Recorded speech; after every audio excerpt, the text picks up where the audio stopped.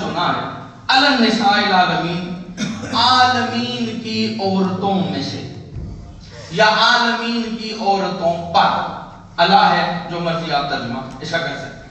اب مجھے اس بحث میں نہیں جانا، پہلا جملہ کہنے لگا ہوں، جملہ میرا نہیں، بہت بڑا نام ہے، علامہ باقر الغیوری، مجتہد تھے، خدا ان کے درجات بلند کرے، انہیں یہ سال کرنے کے لیے جملہ ان کا پڑھنے لگا ہوں۔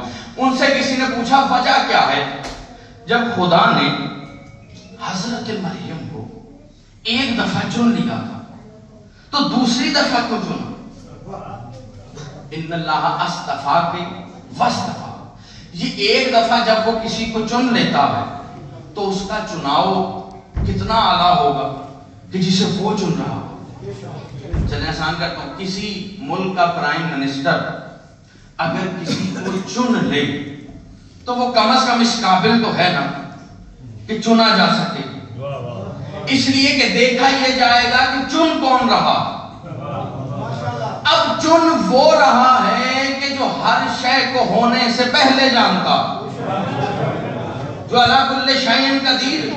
جب اس نے ایک دفعہ چن لیا تو پھر دو دفعہ وہ چن کیوں رہا؟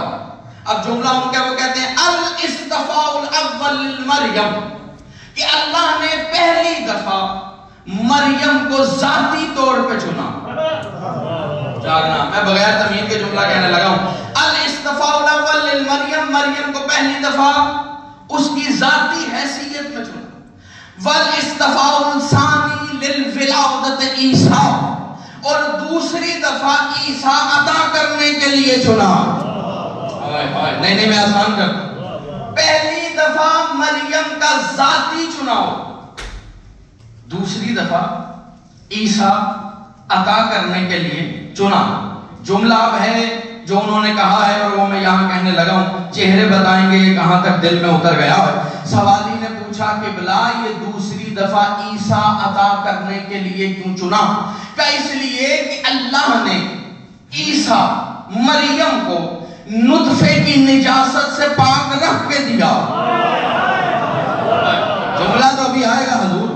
دوسری دفعہ عیسیٰ کے لیے اس لیے چنا کہ عیسیٰ کو نطفے کی نجاست سے دور رکھ کر صرف چند گھنٹوں کی جناب مریم کو زحمت دے کر جناب عیسیٰ کو مریم کے وسیلے سے دنیا میں ظاہر کرنا تھا، اس لیے دوسری دفعہ حضرت مریم کو چن کر بطول بنا دیا۔ اب اگلا جملہ بھی ان کا وہ کہتے ہیں یہی تو وجہ ہے خدا نے مریم کو نطفے کی نجاست سے دور رکھ کر بیٹا عطا کرنے کے بعد قیامت تک کے لیے اعلان کر دیا، مریم یاد رکھ اب تیرا بیٹا اس قابل ہو گیا ہے کہ فاطمہ کے آخری بیٹے کے پیچھے نماز ادا کر سکے۔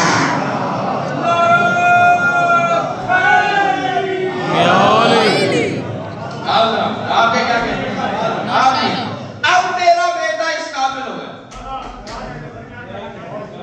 بھئی دیکھیں قرآن سینٹر ہے، اب میں بات بھی قرآن سے کرنے لگا ہوں۔ کتنے نبی زندہ ہیں؟ 4 نا جی، کتنے جی؟ 4۔ حضرت عیسیٰ نام پر نبی ہے نا جی، حضرت خضر نام پر، حضرت الیاس اور حضرت ادریس، 4 نبی زندہ۔ اور خضر کوئی معمولی نبی تھوڑی، بلکہ قرآن نے انہیں ولی بھی کہا۔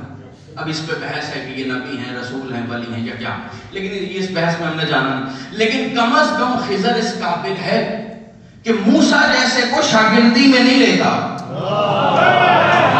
میں بڑا جملہ کہہ گیا، قرآن موسیٰ جیسا اولو العزم نبی، صاحب شریعت نبی، شاگردی میں جناب خضر نے نہیں لی، تب اس قابل نہیں کہ مجھ جیسا استاد برداشت کر سکے۔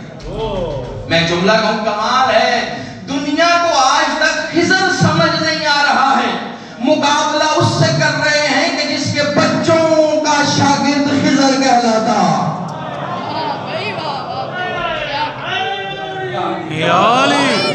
4 نبی زندہ، حضرت عیسیٰ چوتھے آسمان پر موجود، حضرت خضر کی حکومت ہے دریا، سمندر، پانی۔ معصوم نے فرمایا کہ جب بھی پانی دیکھو، سمندر، دریا کے قریب سے گزرو تو جناب خضر کو سلام کیا کبھی ڈوب کے نہیں مرو، پانی کی موت نہیں آئی۔ حضرت الیاس صحراؤں پہ حکومت، معصوم فرماتے ہیں اگر کبھی رستہ بھٹک جاؤ الیاس کو پکارو تمہیں منزل تک پہنچا دے گا۔ اب حضرت ادریس بھی آسمان پر ہیں اور حضرت عیسیٰ بھی، مگر مجھے بتائیں کبھی کسی نے کہا ہو کہ جب اس سیدہ کا آخری لال آئے گا تو اس کے پیچھے حضرت خضر کھڑے ہوں؟ اچھا جو خاموش ہیں وہ سن بیٹھے، تھوڑا سا بولتے ہیں نا میرے ساتھ۔ اچھا چلیں کبھی کسی نے کہا ہو کہ ان کے پیچھے حضرت الیاس، ان کے پیچھے حضرت ادریس، بلکہ سب علماء متفق ہیں کہ جب یہ محمد آئے گا تو اس کے پیچھے حضرت عیسیٰ ہوں گے، اس لیے کہ حضرت عیسیٰ بطول کے بیٹے ہیں۔ سلامت رہنے میں بات اور آسان کرتا ہوں، اس لیے کہ حضرت عیسیٰ بطول ذات ہیں۔ چلے اور آسان کرتے ہیں، اس لیے کہ حضرت عیسیٰ نطفے سے پاک، حضرت عیسیٰ نطفے کی نجاست سے دور، اس لیے حضرت عیسیٰ اس وقت کے محمد کے پیچھے نماز ادا کریں گے۔ اب دنیا کو سوچنا چاہیے جس کے پیچھے کھڑا ہونے والا مقتدی